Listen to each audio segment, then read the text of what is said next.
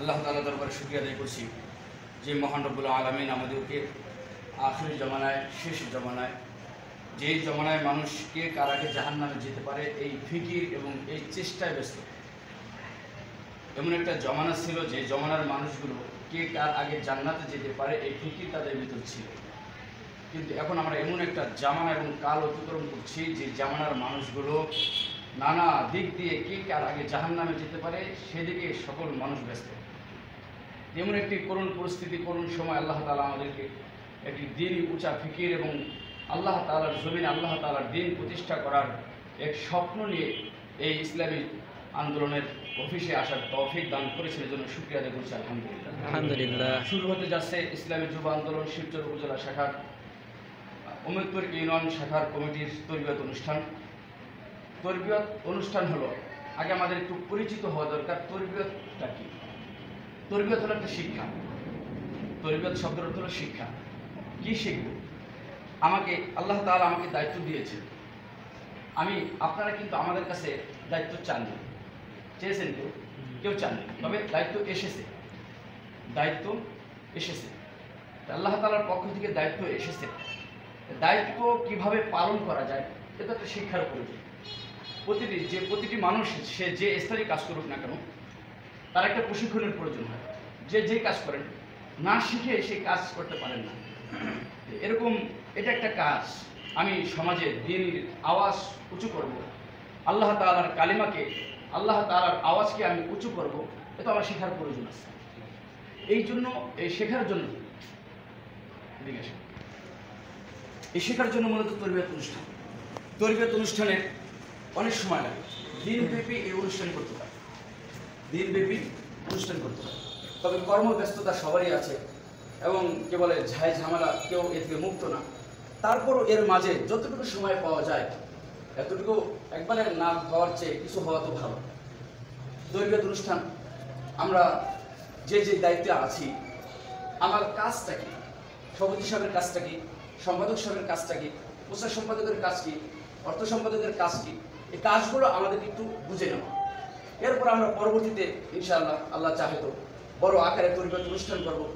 জেলা থেকে মানুষ আসবে, আমাদেরকে তরবিয়ত দেবেন। আসলে আমরাই তো, আমার কথাই বলি, আমি তো তরবিয়ত নিতে পারিনি, ওই শিক্ষা গ্রহণ করতে পারিনি, কারণ ওই অদূর আমরা যেতে পারিনি। আমারও অনেক শিক্ষার প্রয়োজন আছে।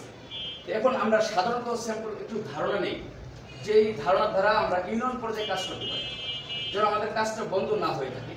এই কারণে সাধারণ ধারণা আমি শিবচর উপজেলা শাখার সভাপতির কাছে ফোন দিয়েছিলাম, তার অনুমতি নিয়ে আজকে সে যদি অনুমতি না দিতেন আমি আপনার সামনে কথা বলতাম না। একটা বিষয় হলো, একটা কমিটির যিনি আমির থাকেন, সভাপতি থাকেন, তার অনেক ক্ষমতা।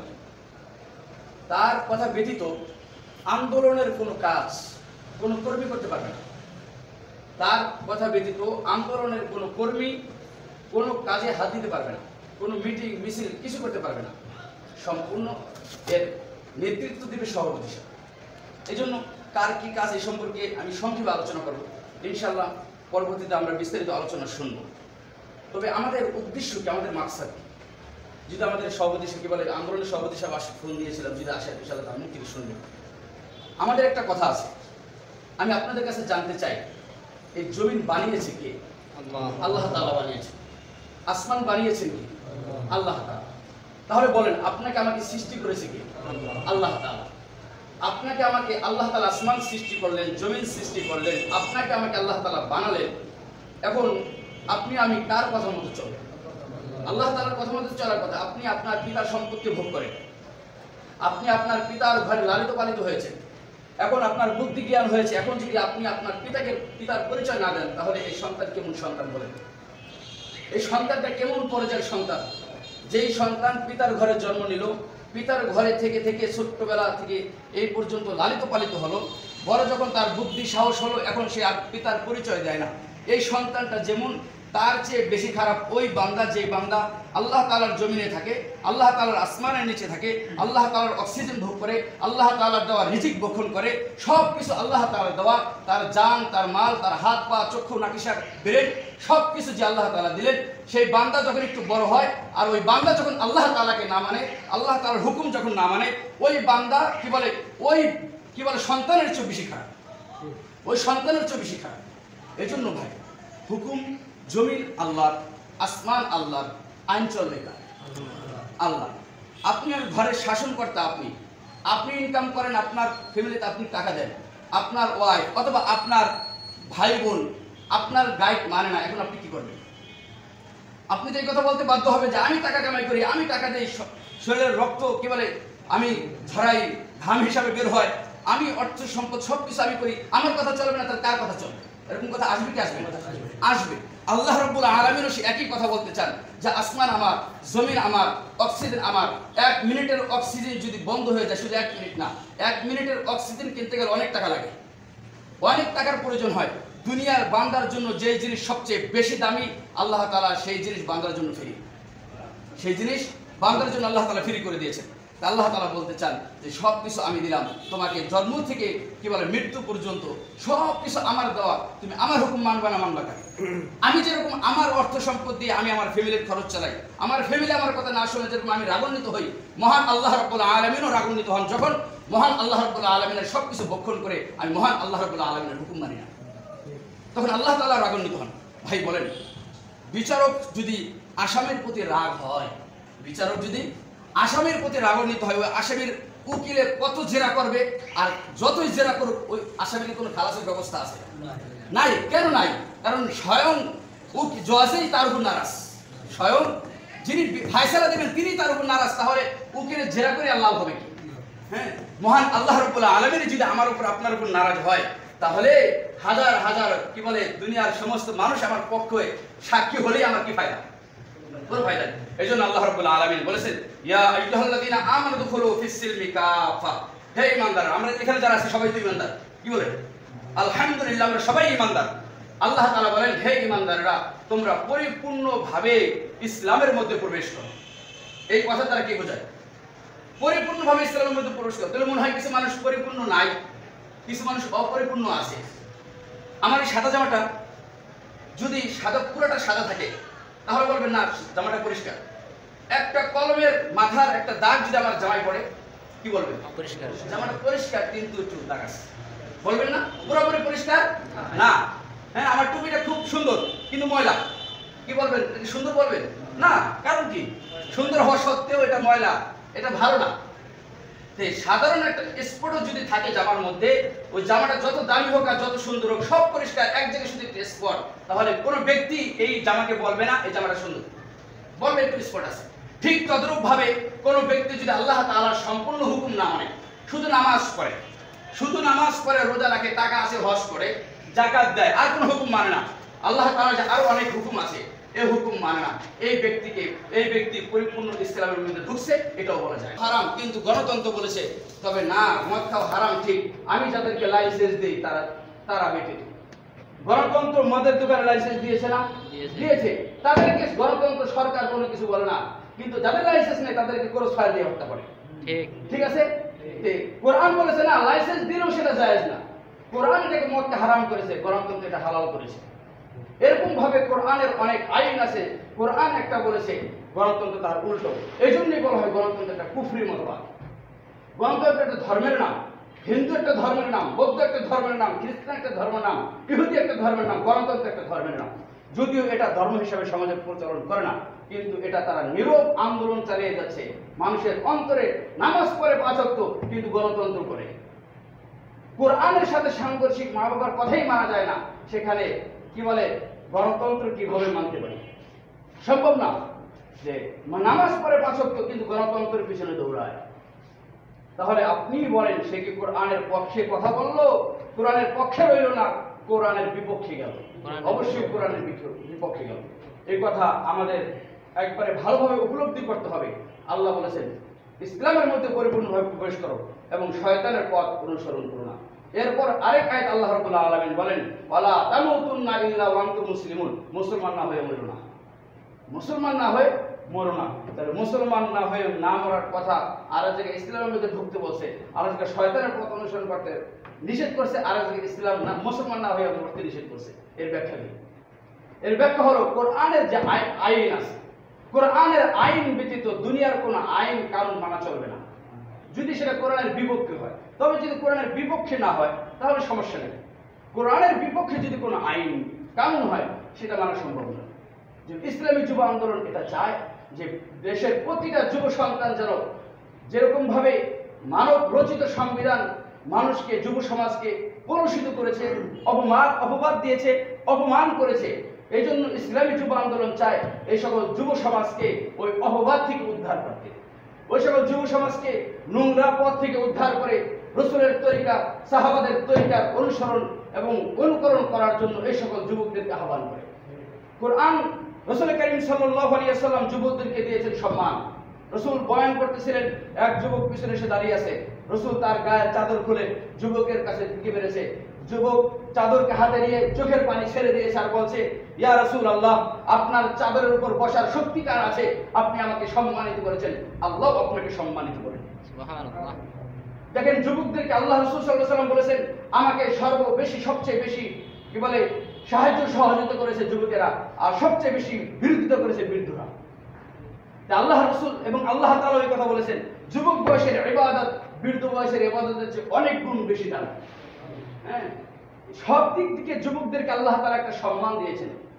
শয়তান দেখলো যে কোরআন ওদেরকে তো সম্মান দিয়ে ওদেরকে জান্নাতি বানাই ফেলাইতেছে, আমি একটা কাজ করি, কিভাবে জাহান্নামী বানানো যায় ফিকির করতে করতে গণতন্ত্র দিয়ে দিয়েছে মানুষের কাছে। এখন গণতন্ত্র মানুষ মানতে গণতন্ত্রের বিরুদ্ধে কেউ কথা বলে মনে হয় সে ধর্ম ত্যাগ করবে। গণতন্ত্রের বিরুদ্ধে যদি কেউ কথা বলে মনে করে সে কাফের হয়ে গেছে। মানুষ তাকে এত হেনস্থা করে এবং এত অপমান করে কেন? কোরআনের বিরুদ্ধে সে কথা বলে, আমি তার বিরুদ্ধে কথা বলতে পারি না। এটা এমন একটা আমাদের মগজগুলো ধুলাই হয়ে গেছে। এই জন্য আল্লাহ তাআলা ইসলামী যুব আন্দোলন মানুষ, যুবক সমাজকে চায় যে অন্যায় অত্যাচারের পথ থেকে তাদেরকে ধরে ধরে ইসলামের পথে, ইসলামের ছায়াতলে আনার জন্য। আজকে আমাদের দেশের অবস্থা কি? 1998 সালে জাহাঙ্গীরনগর বিশ্ববিদ্যালয়ের একজন ছাত্র জসিমউদ্দিন মানিক হবে তার নাম, জসিমউদ্দিন মানিক, সে 100 জিনার কাজ করছে, 100 মেয়েকে ধর্ষণ করার পরে সে তার হোস্টেলের মধ্যে মিষ্টি বিতরণ করছে। এটা হচ্ছে সংবিধানের ফল। এটা হলো সংবিধানের ফল। কুমিল্লার ক্যান্টনমেন্টের ভিতরে তনু নামক মেয়েটাকে ধর্ষণ করে তাকে হত্যা করা হয়েছে। এটা হলো সংবিধানের ফল। খাদিজা নামক সেই মেয়েকে বাদল নামক সেই ছেলেটা তরল দিয়ে আঘাত করে তার মাথা খণ্ড বিখণ্ড করেছে, সে মরতে মরতে বেঁচে গিয়েছে, তার বিচার হয়নি। এটা সংবিধানের ফল। সাম্প্রতিককালের সবচেয়ে বড় হৃদয় বিদায়ক ঘটনা হলো আমাদের নুসরাত জাহান রাফি, যাকে জ্বলন্ত তাকে আগুনে পুড়ে হত্যা করা হলো। এটা হলো সংবিধানের ফল। এটা সংবিধানের ফল। একজন সাধারণ বিবেক সম্পন্ন মানুষ এই জিনিস বরদাস্ত করতে পারে না। কোথেকে আসলো? কেন একের পর এক গা শিহরে ওঠার মতো ঘটনা ঘটেই চলেছে? এর মূল কারণ কি? মূল কারণ আজ পর্যন্ত কেউ খুঁজে না। আজকে আমাদের সমাজে, দেশের মধ্যে নানান ধরনের গজব আসতেছে।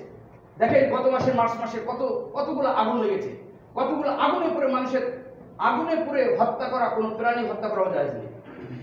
আগুনে পুরো সম্পূর্ণ নিষেধ, কারণ আগুন দিয়ে আল্লাহ তাআলা জাহান্নামী মানুষদেরকে শাস্তি দিবেন। এই জন্য আগুনে পুরো নিষেধ। কিন্তু সেখানে মানুষগুলো আগুনে পুড়ে দুনিয়া থেকে বিদায় নিচ্ছে। মানুষদেরকে ইশারা করছে আমাদেরকে বাঁচাও বাঁচাও বাঁচাও, কিন্তু তাদেরকে বাঁচানোর মতো কোনো মানুষ নাই। এই যে হৃদয় বিদয় ঘটনার কি হতে পারে? এই মানুষ খোঁজে না যে এই সব ঘটনার মূল কারণ, অসুখটা কোথায়। যে মূল ডাক্তার, যে প্রকৃতপক্ষে ডাক্তার, সে রোগ বের না করে কখনো ওই রোগের চিকিৎসা ট্রিটমেন্ট করে না। রোগ দূর করতে হইলেও আমাকে অবশ্যই রোগ নির্ণয় করতে হবে যদি রোগীকে সুস্থ করতে হয়। আমাদের দেশের এত ঘটনার মূল রোগ কি? মূল রোগ হইল আজকে আমরা কোরআন এবং হাদিস থেকে দূরে সরে গিয়েছি। কোরআন এবং হাদিস থেকে যে জাতি যত দূরে, সে জাতি তত বেশি অপমানিত, লাঞ্ছিত। দুনিয়ার মানব রচিত কোন আইন দিয়ে দুনিয়ার কোন নারীর ইজ্জত রক্ষা করা সম্ভব নয়। এই সংবিধান যে দেশে তৈরি হয়েছে, সেই দেশের অবস্থা যদি আপনি অনুমান করেন, সেকেন্ডে যদি 1 মিনিট কারেন্ট না থাকে হাজার হাজার মেয়ে ধর্ষণ হয়। 1 মিনিট কারেন্ট না থাকে সেই দেশে দৈনিক জিনা করা, এটা তাদের কাছে কোনো গুনাহের কাজ না। রাস্তাঘাটে আজকে আমাদের সমাজে যেরকম রাস্তাঘাটে কুকুর আর কুকুরনি যেভাবে অপকর্ম করবে, যেই দেশের সংবিধান রচিত হয়েছে সেই দেশের মানুষগুলো এইভাবে অপকর্ম করে। আজকে তাদের দেশের সংবিধান তারা মেনে তারা উন্নতির কথা বলে, অনেক উন্নত হয়েছে। কি উন্নত হয়েছে? রাস্তাঘাট হয়েছে, বিল্ডিং হয়েছে, কিন্তু তাদের ঈমান ধ্বংস হয়েছে। আমরা মনে করি আমাদের সরকার অনেক কাজ করে ফেলেছে, রাস্তাঘাট অনেক কিছু করেছে, হ্যাঁ মানি সব কিছু করেছে, কিন্তু আমাদের ইমান বাঁচানোর জন্য কোনো কাজ তারা করেনি।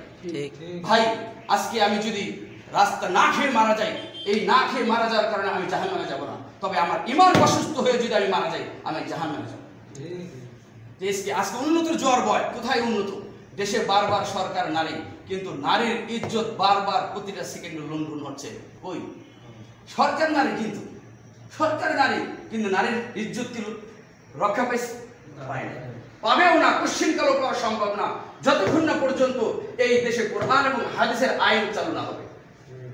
জাহিলিয়াতের যুগে আমি কথা শেষ করব। জাহিলিয়াতের যুগে যখন কোরআনের আইন ছিল না তখন মেয়েদেরকে জীবিত কবর দেওয়া হতো। যখন কোরআনের আইন ছিল না তখন বিভিন্ন মেলার আসর বসানো হতো। যখন কোরআনের আইন ছিল না কাবা শরীফকে তারা উলঙ্গ অবস্থায় তাওয়াফ করত।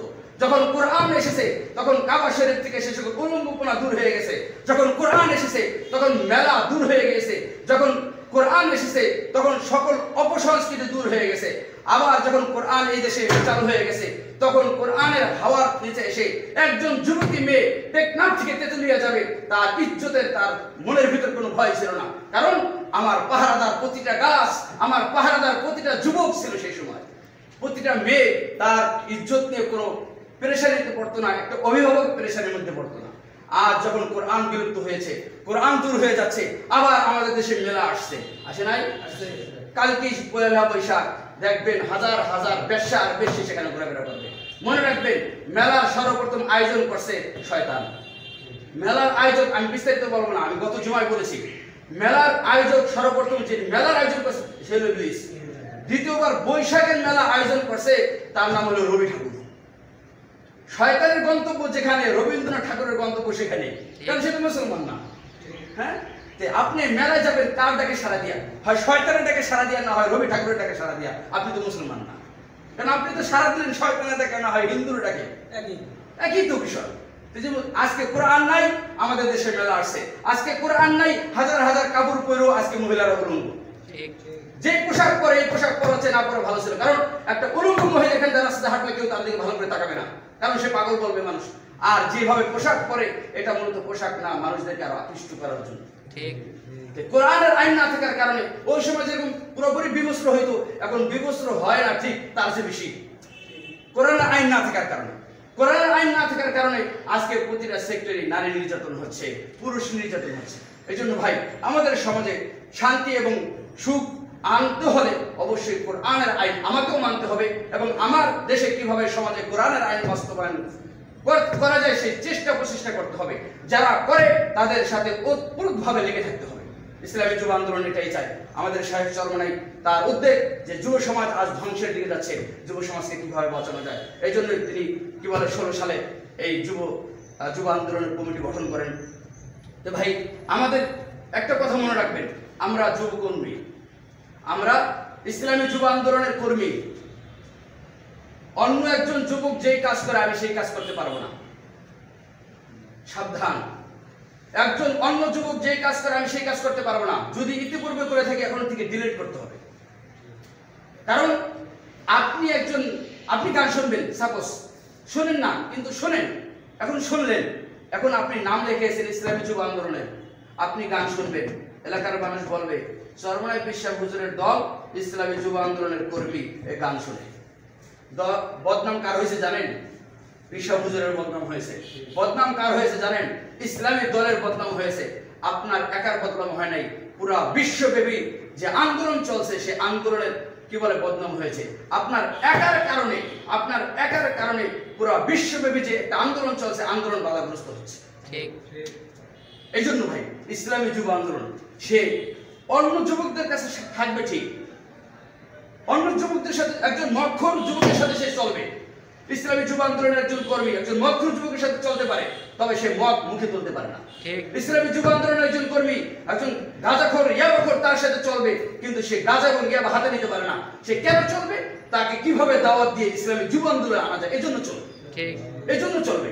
ইসলামী যুব আন্দোলনের জন্য করবি, প্রয়োজন হয় হিন্দুর মুখে ভাত তুলে দেবে, প্রয়োজন হয় ইহুদি খ্রিস্টানদের সাহায্য সহযোগিতা করবে, কিন্তু ইহুদি খ্রিস্টানদের কোনো কালচার একজন ইসলামী যুব আন্দোলনের কর্মী গ্রহণ করবে না।